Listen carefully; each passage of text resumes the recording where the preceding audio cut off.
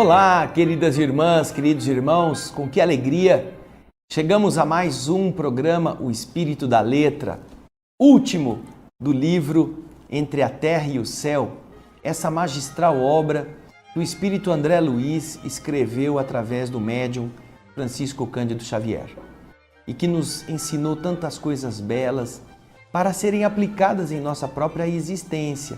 É um emaranhado de idas e voltas, responsabilidades que nós assumimos e que não podemos fugir delas. Hoje, nós convidamos você para acompanhar o último capítulo, o capítulo número 40, cujo título é Em Prece. Vamos a ele então? Vamos lá.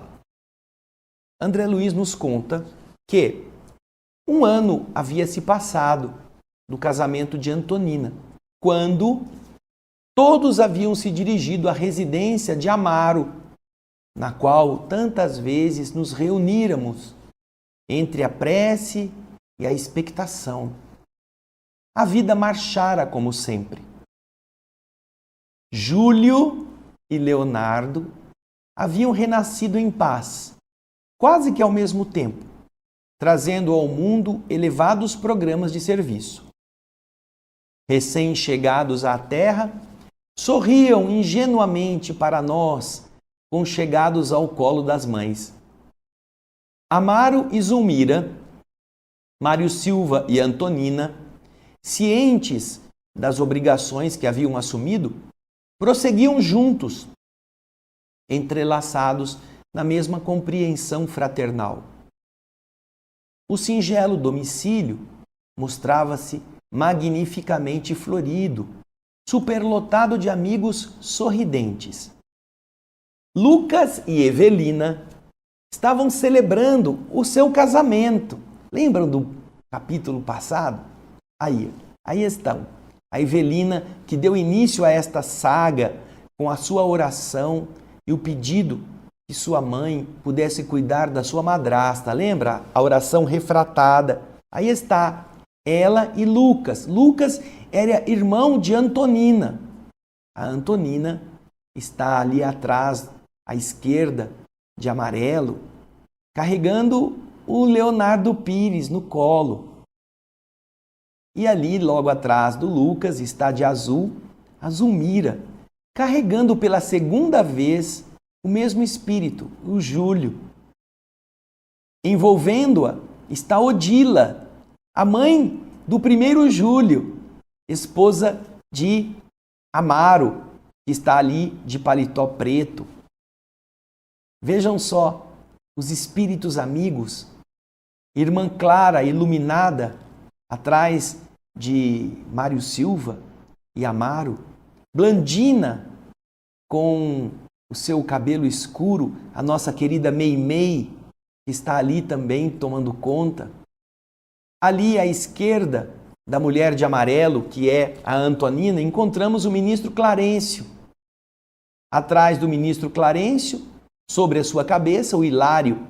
E mais à esquerda, de bigodinho, está o André Luiz, representado nesta imagem. O casal está contraindo núpcias. E ali você vê André Luiz contando, nos dois planos, entre encarnados e desencarnados, tudo era esperança e alegria, paz e amor. Os noivos fitavam-se venturosos. E Odila, a mãe de Evelina, na função de sacerdotisa do lar, ia e vinha, pondo e dispondo na direção do acontecimento. Já era tarde quando o juiz, com a felicidade de todos, lido o contrato de matrimônio, pronunciou o clássico: "Declaro-vos casados em nome da lei." Beijaram-se os noivos com inexcedível afeto e vimos espantados que Odila, em muda oração, se transfigurava, coroando-se de luz. Desvelou os olhos que se nos afiguravam mais lúcidos e contemplou a filha embevecidamente. Obedecendo, porém, a secreto impulso, ao invés de caminhar na direção de Evelina, Odila dirigiu-se para Zulmira, abraçando-a em lágrimas.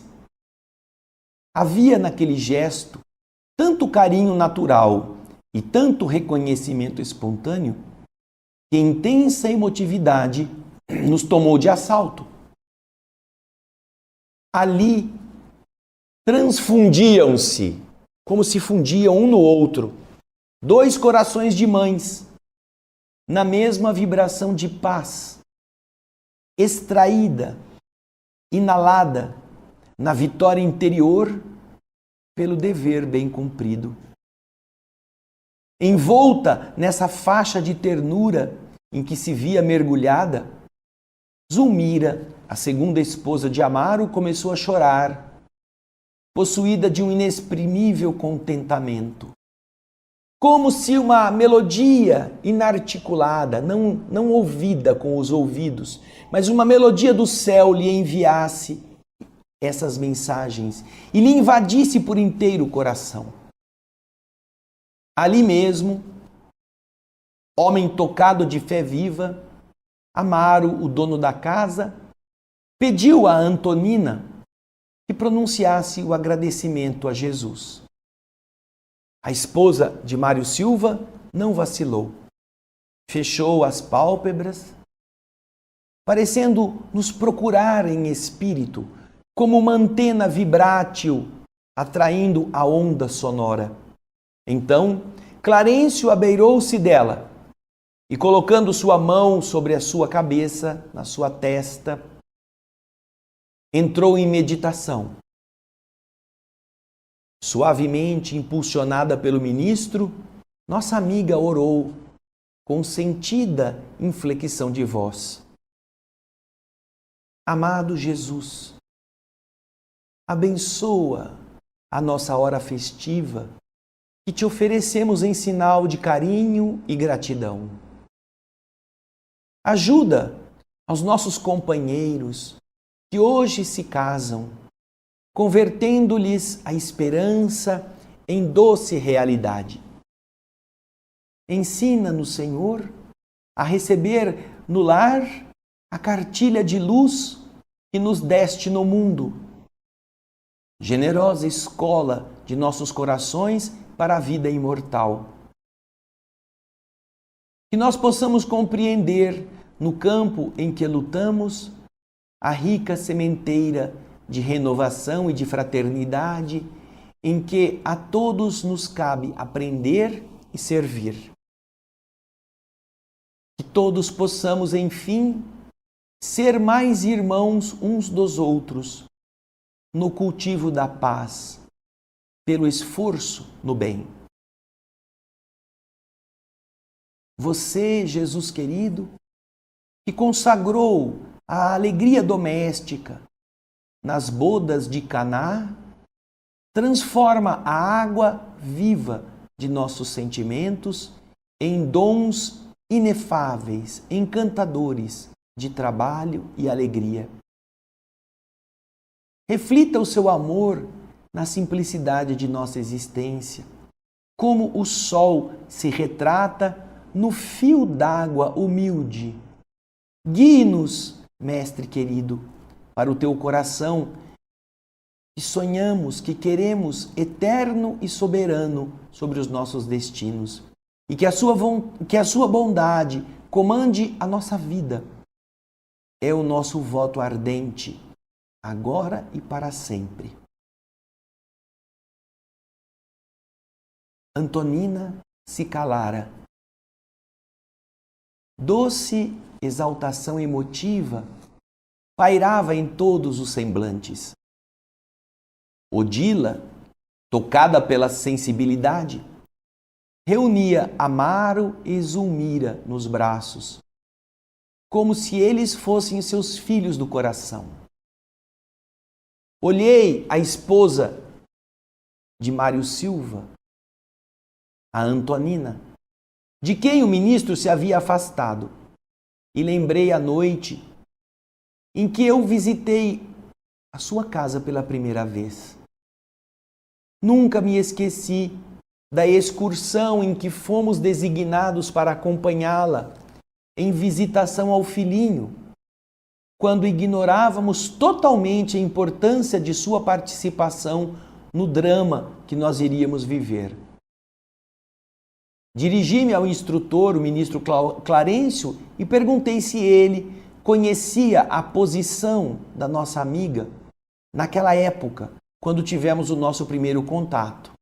E ele me respondeu gentilmente: sim, mas eu não disse nada a vocês antecipadamente sobre a significação dela no romance vivo que estamos acompanhando. Porque todos nós, André, precisamos reconhecer que o trabalho é a nossa lição. Movimentemos a mente no serviço que nos compete e adquiriremos a chave de todos os enigmas. Ao invés de ficar procurando informação, procurando matar a curiosidade, procurando saber quem foi quem, por que fez aquilo, vamos trabalhar. Movimentemos a nossa mente na direção do trabalho e nós poderemos encontrar a chave de todos os enigmas. Esse apontamento, diz André, era dos mais expressivos. Mas não pude delongar a conversação, de vez que irmã Clara, agora abraçada a Odila, nos convidava a regressar. Entre adeuses cariciosos, Lucas e Evelina haviam tomado o carro que os conduziria a experiências novas na capital paulista, na capital bandeirante. A festa havia alcançado o fim. Ao lado de nosso orientador, perguntei reverente: ora, nossa história termina assim? Com um casamento risonho à moda de um filme bem acabado? É interessante, né? Pergunta que talvez nós também fizéssemos. Acabou, é o fim, um casamento, todo mundo feliz, casaram-se e foram felizes para sempre. Não é? É interessante. Porém, antes de nós acompanharmos o que Clarencio responde, vamos pensar neste projeto que talvez tenha levado para chegar a esse ponto, quem sabe, uns 8 anos, 10 anos, resumidos em 40 capítulos. Porque você se lembra, quando o livro começou, a Evelina era uma adolescente, entrando na maturidade, orando para que a segunda esposa do seu pai, Amaro, pudesse ser ajudada pela mulher que havia morrido, sua mãe. Porém, era a mãe que estava produzindo todas as dificuldades na vida de Zulmira, por ódio, porque acusava Zulmira de ter lhe matado o filho. Ódio produzindo sofrimento. Quando então entra em cena a irmã Clara, para converter Odila em benfeitora, para saber que o filho que estava lá estava sofrendo e precisava nascer, e era Zulmira que ia ser a sua mãe. Veja só como as coisas andaram. Prepararam então o campo, voltaram a fazer a afinização entre Amaro e Zulmira. Zulmira recebe o filho nasce e alguns anos depois, 4, 5 anos talvez, contrai a enfermidade e vai acabar com a sua vida naquela encarnação, para o desespero de Zulmira agora, que não está vendo morrer o filho da sua concorrente, da mulher anterior, está vendo morrer o seu filho. Veja só. Então, se somarmos estes tempos em que as coisas vão acontecendo, talvez tenham passado 5 anos, 6 anos, 7 anos, para que tudo chegasse a esta cerimônia. Mas tudo isso estava vinculado a um período anterior, onde nós encontramos as raízes e que, de verdade, fazem de nós, todos, eu, você que nos assiste, seus entes queridos aí na mesma casa, partícipes desta grande trama que é a vida, o nascer e renascer. Não há acaso. Todos nós vamos colhendo as coisas boas ou amargas que deixamos na estrada e que apenas a reencarnação e somente ela dá sentido e explica. Sem a reencarnação, Deus não pode existir como um bom pai. Mas com o entendimento de que as vidas são múltiplas, você entenderá que as afinidades e as antipatias não nascem quando nascem as crianças. Já são carregadas pelos espíritos. E estamos vivenciando de novo este contato para que o amor sobreponha-se aos antagonismos. Por isso é importante que nós transformemos a família em um ambiente de pacificação, de compreensão, de generosa convivência, para que estes atos, que agora vão dar continuidade no casamento da Evelina, aquela que orou pela sua madrasta, possam também continuar a gerar coisas positivas no caminho. André pergunta, mas então tudo acaba aqui? A guerra no Paraguai, quem dormiu com quem traiu quem, agora todos estão nos colos uns dos outros. Você já pensou que coisa interessante? Depois nós faremos um breve resumo a esse respeito. Você já pensou que coisa interessante? Essas são realidades muito bonitas, em que a responsabilidade da vida vai sendo somada àquilo que nós temos que fazer por já termos aceitado renascer e cumprir nossos deveres. E vai também permitindo que nós, no presente, sabendo fazer as coisas bem feitas, diminuamos a carga de sofrimentos na própria existência e possamos criar boas vibrações para o futuro, para não precisarmos ficar sofrendo sempre.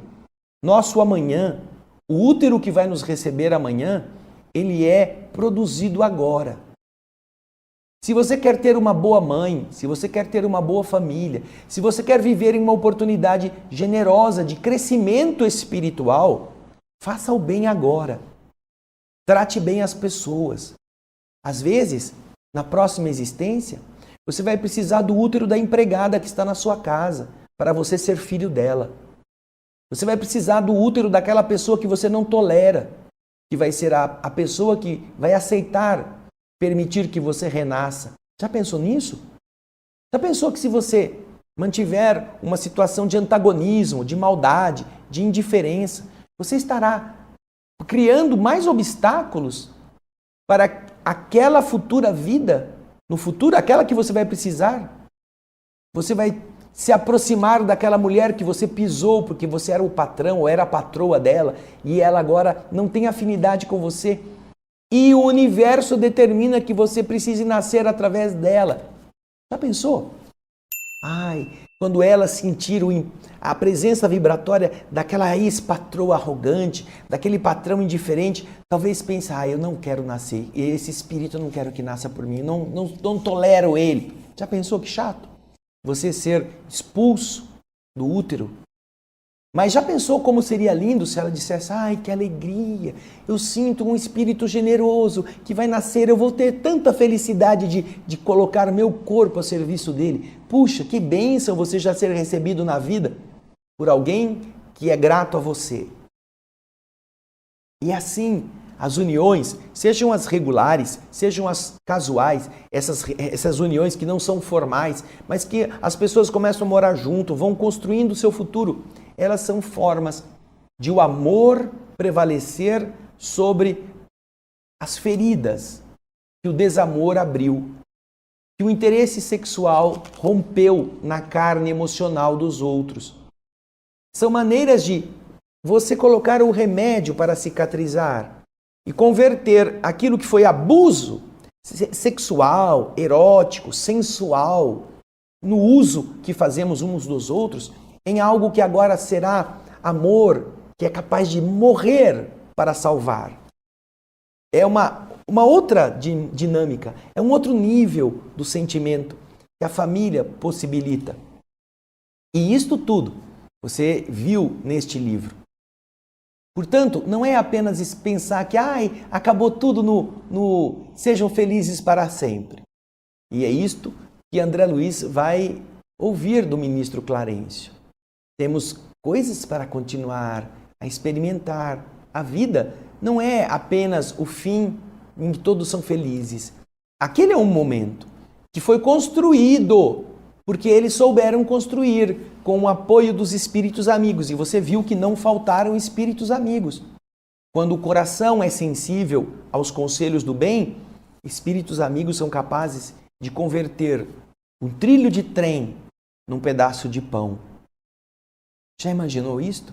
Mas quando o indivíduo não aceita, e quando ele, como um pedaço de pão, se torna duro, ele pode ser mais sólido do que o trilho de aço por onde os trens trafegam. E pode demorar muito mais tempo até que a dor faça o trabalho que o amor poderia ter feito com antecedência. Nós vamos fazer um breve intervalo e, na volta, vamos terminar esse maravilhoso livro com uma surpresa emocionante, que é o destino da Odila, a obsessora, a maldosa bruxa do começo. Mas isso daqui a pouquinho. Eu espero você.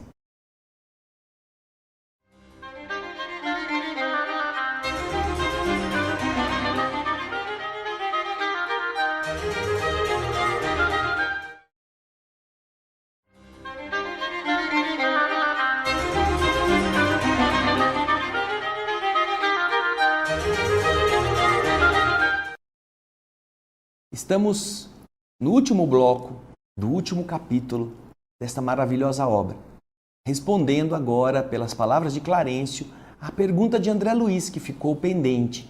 Vai acabar tudo assim, num casamento feliz? Vamos acompanhar o texto. Clarencio estampou o sorriso de sua velha sabedoria e disse: Não, André, a história não acabou. O que passou foi a crise, que nos ofereceu o motivo para tantas lições.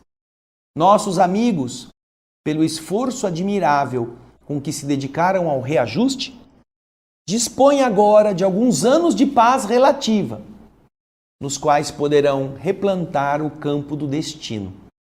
Entretanto, mais tarde, voltarão por aqui a dor e a prova, a enfermidade e a morte, conferindo o aproveitamento de cada um. É a luta aperfeiçoando a vida, até que a nossa vida se harmonize sem luta com a vontade do Senhor. O ministro não conseguiu prosseguir. Nossa caravana, constituída por dezenas de companheiros, iniciara a volta. A viagem diante do céu que acendia flamejantes lumes não podia ser mais bela. Chegados, porém, ao lar da bênção, notamos que Odila chorava copiosamente.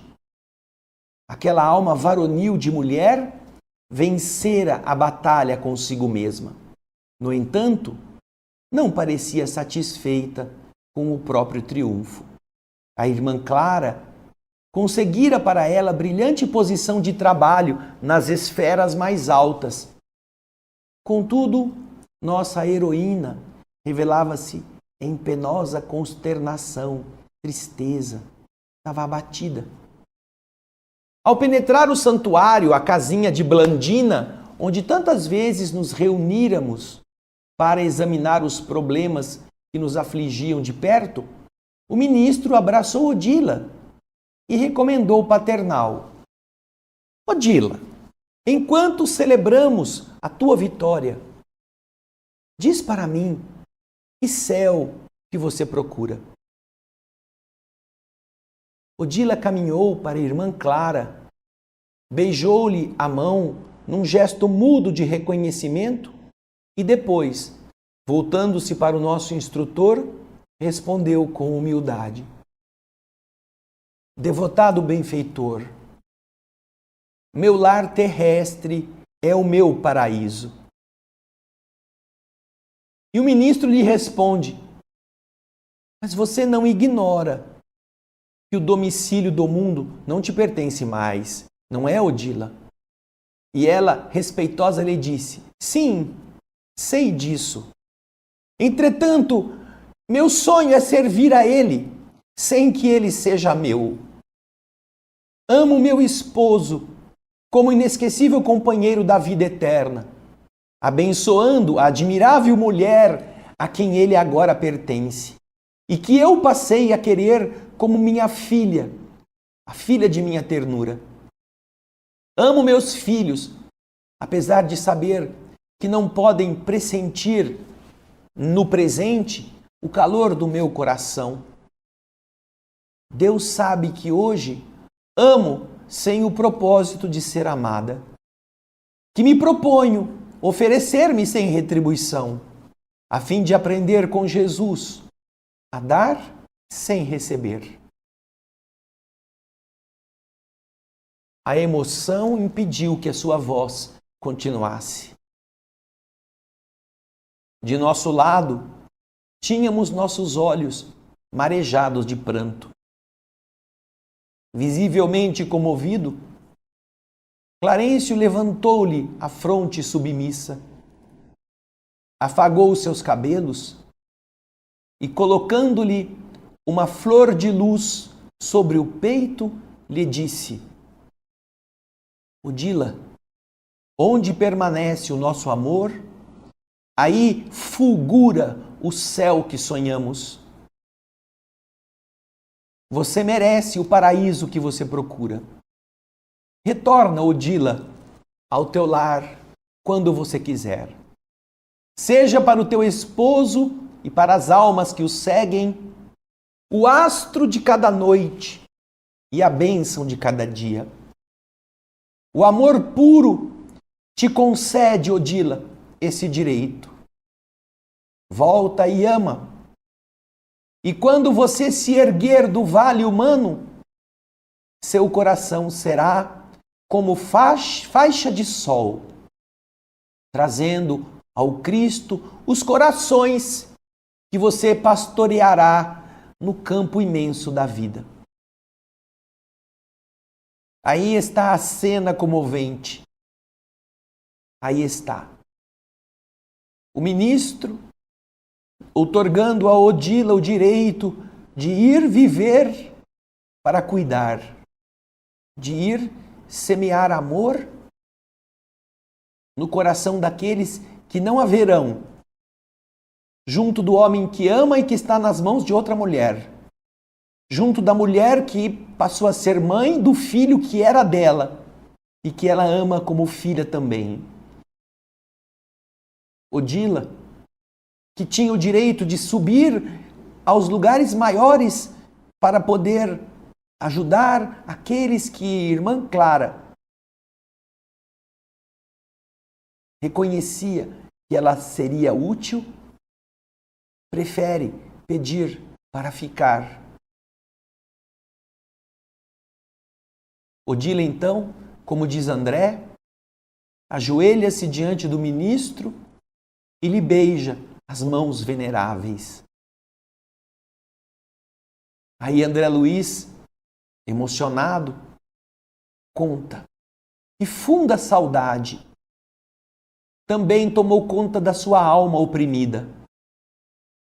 Experimentei a estranha sensação do pai que busca inutilmente os filhos arrebatados ao seu carinho.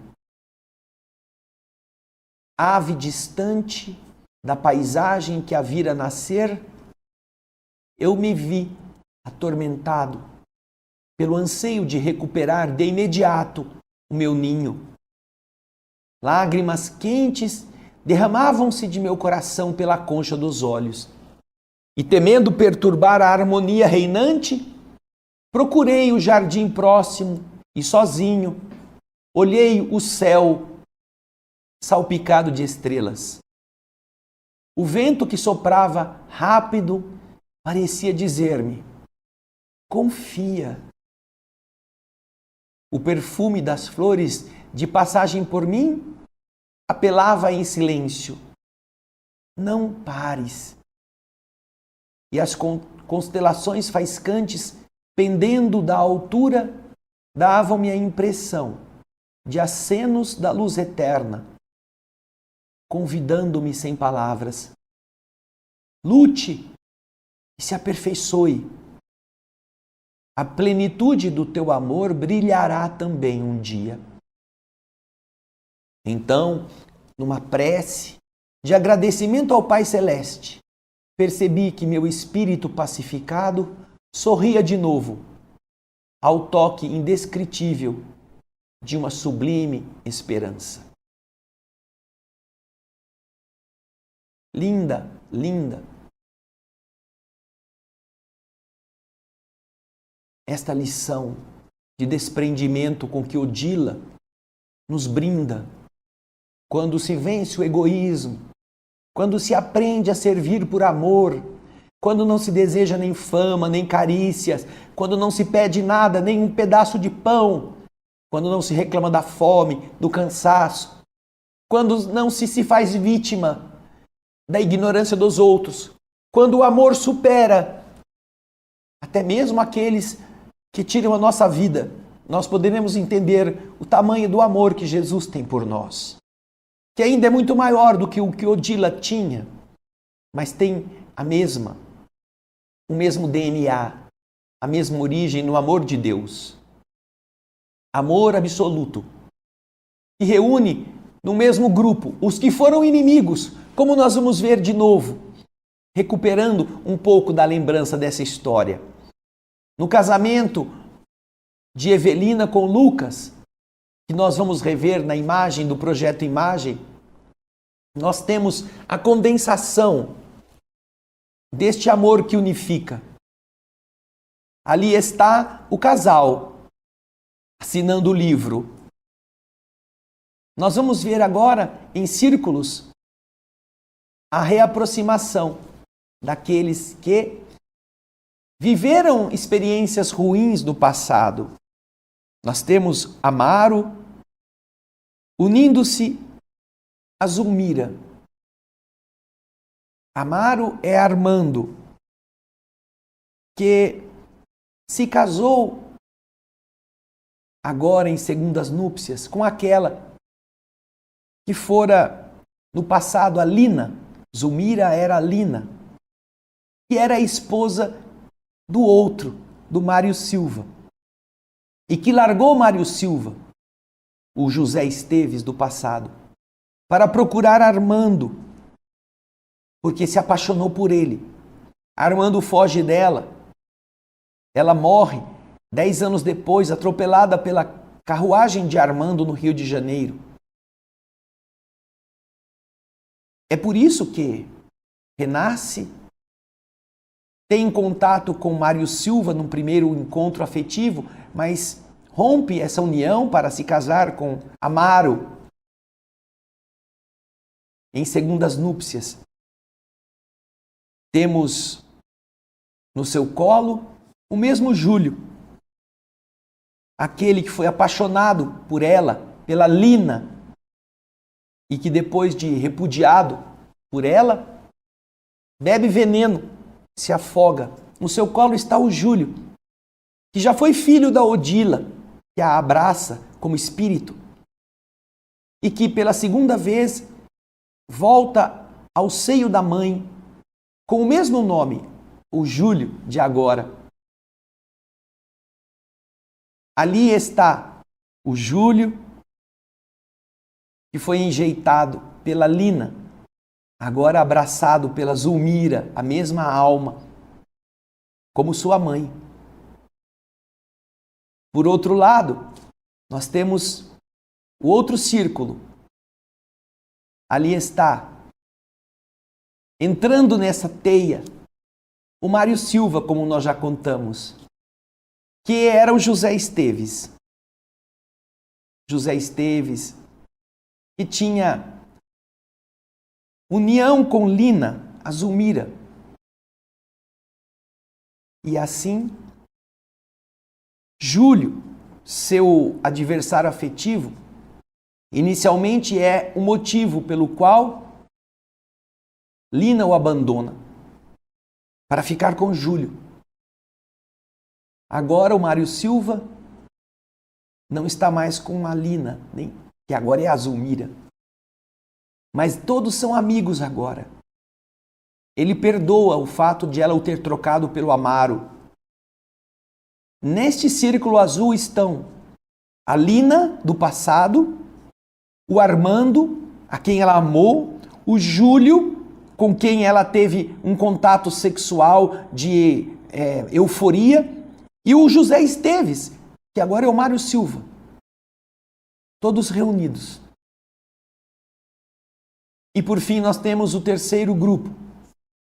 Lá está Mário Silva, o Esteves, depois que é abandonado por Lina, vai para uma outra cidade, se encontra com Lola Ibarruri, a atual Antonina. Lola estava envolvida com as alegrias do cabaré e se envolve com estes personagens. Primeiramente temos o José Esteves, temos o Leonardo Pires, o velhinho que a amava, que agora renasceu e está no seu colo, que havia sido seu avô, estava procurando a paixão da Lola e agora tem a paixão da mãe, Antonina. Quando chega então em sua vida o José Esteves, como seu adversário, disputando o afeto da Lola Ibarruri. Depois dele ter sido desprezado pela Lina, José Esteves foi procurar aventuras e pouco se importou se a Lola Ibarruri tinha compromisso com o Leonardo Pires. No plano espiritual, os dois passaram a se odiar. E por fim, o amor divino os coloca de novo. Pai, mãe e filho. Todas estas são vidas que são envolvidas por este halo maravilhoso que você vê aí, em que Odila, ali, atrás da Zulmira de azul, está Odila em espírito. Você vê ali meio esmaecida. Essa Odila pediu para ficar na terra. Ela era a mesma mulher que odiava Zulmira. Nos primeiros capítulos você vai ver inclusive a figura dela no plano espiritual, desgrenhada, atacando a mulher que se tornara dona da sua família, com ódio. E que foi capaz de amar graças à luz da consciência que a irmã Clara, aquele espírito que está no centro, de onde partem raios de luz, pôde infundir ao seu coração. Perdão, transformação do seu caráter, esquecimento do mal, ajuda, às vezes até mesmo por necessidade. Nós entenderemos que não será tão difícil perdoar quando percebermos que nós precisamos daqueles que odiamos, que nós não poderemos subir sem que eles também nos estendam as mãos. E isto faz com que Odila se sinta tocada, a aceitar, converter-se em benfeitora da família. Até que chega o momento em que, depois de tudo organizado, sem que isso seja o fim do conto de fadas, eles possam desfrutar por um período de uma vida mais serena, até que vem a dor no futuro, como em todas as famílias, os problemas e até por fim a morte, vem conferir, vem avaliar quanto cada um de nós pôde progredir.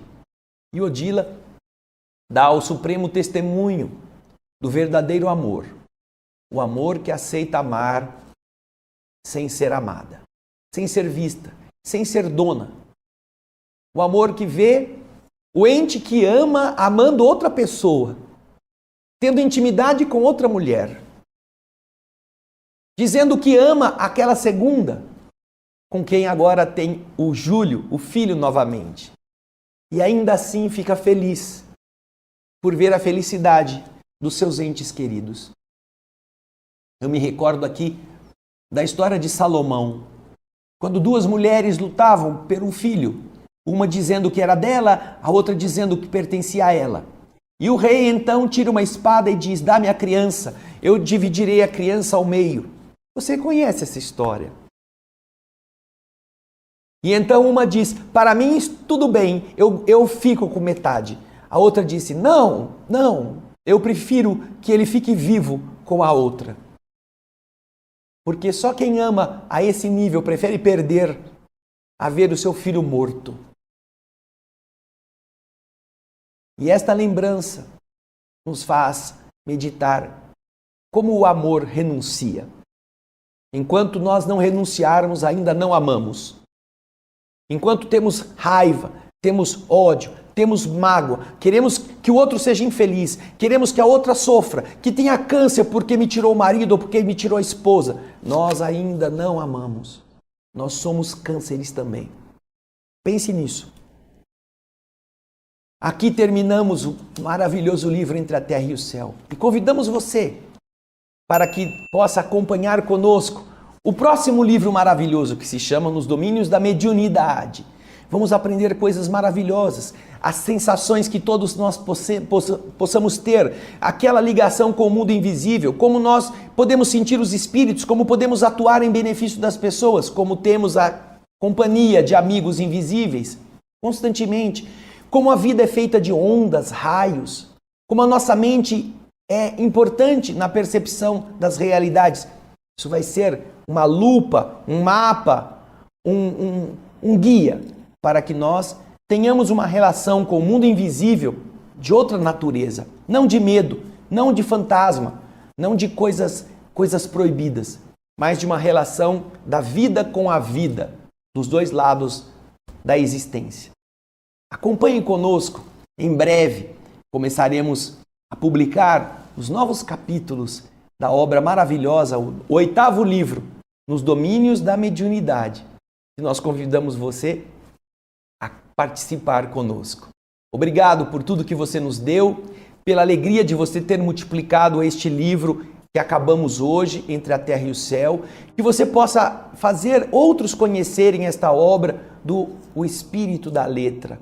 Porque muitas pessoas vão mudar as suas vidas quando entenderem estas leis.